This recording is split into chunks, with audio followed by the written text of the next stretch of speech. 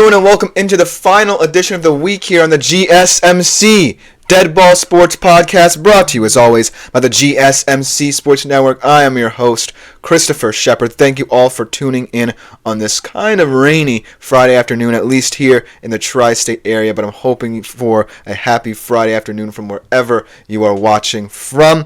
But to conclude the week, we have a lot of conclusions to go over in terms of certain segments. We conclude our What's Next for CFP team segments with Boise State, Indiana, and SMU, all the more intriguing teams that got into the playoff this year and how they could potentially rebuild and retool and rebrand for 2025, even though these three teams are not likely to potentially get back there.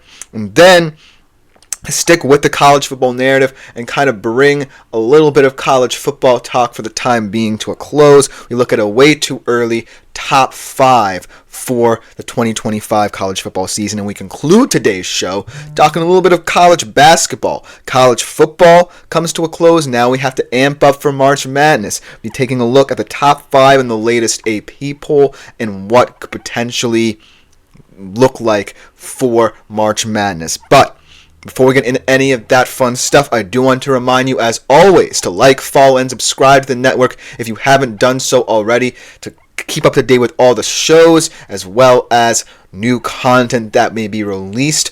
But if you want to interact and contribute with our shows a little bit more directly whilst we are live streaming, consider making yourselves available to the Super Chat, Super Thanks, and Super Stickers features here on YouTube. As always, a great way to get your opinions out there. Tips and donations are also genuinely appreciated. You can also do this through our website, gsmcpodcast.net. It just makes our show that much more fun, interactive, and much better as a result with all your feedback and input and tips and donations as well. But without further ado, let us jump right into our first segment talking about Boise State and what could be next for 2025 and beyond for them.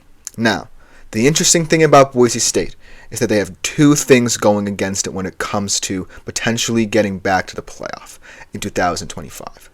And the first being they're the lone group of 5 representative. As always, for so long as the 12-team playoff remains the format, there will only be one group of 5 team taking a place at the table. So, as the lone group of 5 representative from this year, Boise State's challenge is pushing the narrative that potentially even more group of 5 teams should be allowed a seat at the table. And that's tough because, number 2, you are perhaps losing the best player in the college football playoff, at the very least, most important player in the college football playoff from your ranks as well. Ashton Jeanty was truly a very special player for Boise State. Most of the offense ran through him, and as a result, it resulted in the second best running back season in NCAA history. And the fact of the matter is, this could have been a different story altogether. Ashton Jeanty could have done this at an Ohio State, a Miami, a Georgia, a program of higher stature than Boise State, but he decided to stay. He decided to spurn all the NIL offers he could have gotten elsewhere and decided to stay with Boise State, and as a result, catapulted not only his name and reputation, but the program itself into national attention and status.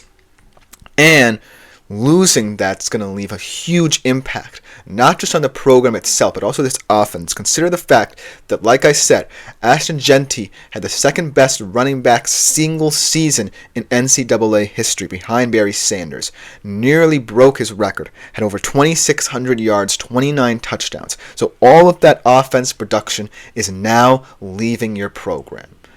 And as a result, in 2025, it leaves a lot of weight on the shoulders of rising sophomore quarterback Maddox Madsen, who did not necessarily have the worst of seasons. In fact, he had a pretty solid season. Threw for over 3,000 yards, 3,018 to be exact. Had only 6 interceptions, threw about 20 or so touchdown passes. But clearly, he was amplified by Ashton Jeanty, and it showed in the college football playoff against Penn State. There were 2 relying on Ashton Jeanty, and whilst Maddox Madsen made some decent throws in that matchup, it was clear that once they lean on the passing to try and get back into it, Maddox Madsen simply couldn't deliver. But ultimately, what I think that Boise State is going to address, and have already addressed pretty well in the offseason thus far, is trying to find different options outside of just relying on one special running back, which you can't anymore. So here's why I think Boise State, heading into 2025, might falter in some regards, but might shine in others. And one of them is because of Maddox Madsen, but it can't just be because of him. Because outside of him and Ashton Jeanty, the only other big weapon on that offense was Latrell Caples, and you might be losing him as well. Correct me if I'm wrong, if there are any Boise State fans out there as well. But what I love what Boise State are doing is that they've taken advantage of their stature as a CFP team, as a lone group of five representative, and turn it into a positive. Now I feel like a lot of players, not just transfer portal additions, but recruits as well, really feel like they can be the next group of five superstar like Ashton Jeanty. And that's really helped boost their status as a top transfer portal destination, a potentially nice destination for these lower tier, potentially 3-star, 2-star, maybe 1 or so 4 stars in terms of rebooting this team. And so that's what I really like about Boise State in the future of this program. So let's talk a little bit about how they're going to look in 2025 and what they've already done to bolster their roster. Let's start on the offensive side of the football. Obviously, we know that Maddox Madsen will return for his sophomore season, and that's a plus, given that he had a very successful season. But what it's going to look like in the backfield is an even bigger question for a lot of Boise State fans. And I feel like it's not necessarily going to be one individual player. It's going to take a village. And they brought in Malik Sherrod, the Fresno State transfer, who had 966 yards, which was 4th in the Mountain West last year. It's definitely not 2,600 yards, but ultimately a small portion of what Ashton Jeanty can provide stems from Malik Sherrod and others as well. But ultimately, I feel like what went wrong for Boise State in 2024 was the fact that they lacked a perimeter threat outside of Latrell Caples that Maddox Madsen could rely on in the passing game. And so I really think that a lot of Boise State fans will be excited by a recruiting prospect that they were able to get. Wide receiver signee Quentin Brown is going to be a thrilling target for Maddox Madsen. In his senior season, he totaled 3,500 all-purpose yards. That is no joke.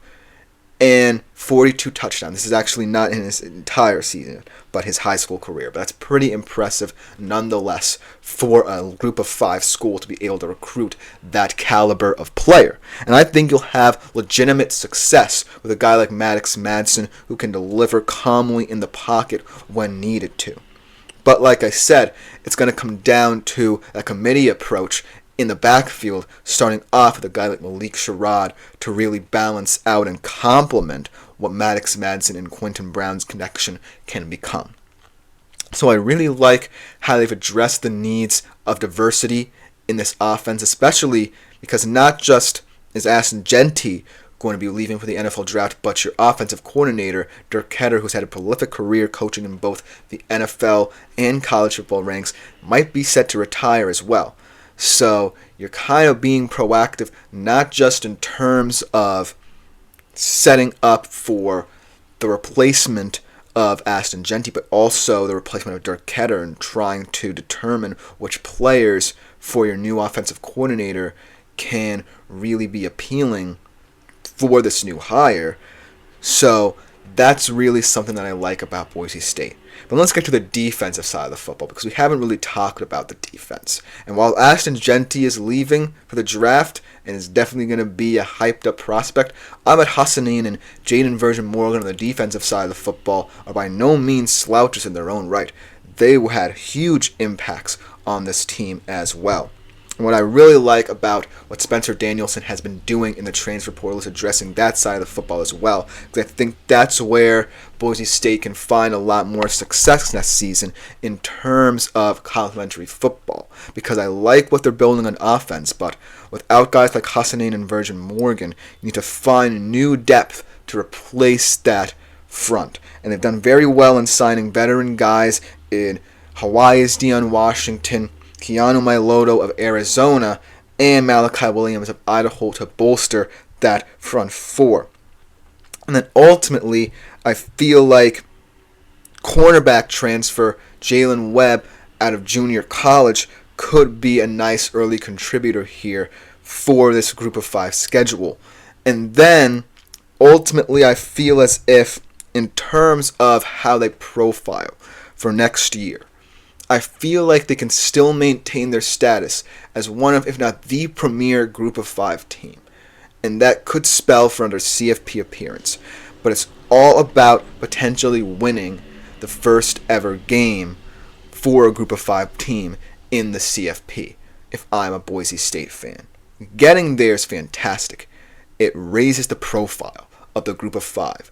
Pushes the narrative that potentially more teams from this group of 5 can get a place at the table. But ultimately, what you need to do is prove that last season was not a fluke, and most importantly, without one of your school's best ever players. It's a tough task, I know, for Boise State to overcome, but they're already being proactive. Because of the CFP appearance, their national profile has risen drastically. And it's going to contribute to all these new players getting integrated into the squad pretty seamlessly.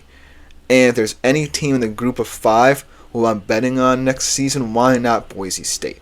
Because they've already proven what they can do with a fantastic player. And I feel like in 2025, it's going to be an opportunity to prove they can do it without him. But let me know what you think in the comments about this reboot for Boise State. It's going to be an interesting one to monitor. I think they can be, yet again, the lone Group of 5 representative next year in the CFP, but it's going to take a lot of pieces coming together. But coming up next, we'll be talking about potentially the most shocking CFP participant and what they can do to stay afloat in a highly competitive Big Ten. It's Indiana, right after this short break. I feel like I'm losing my mind.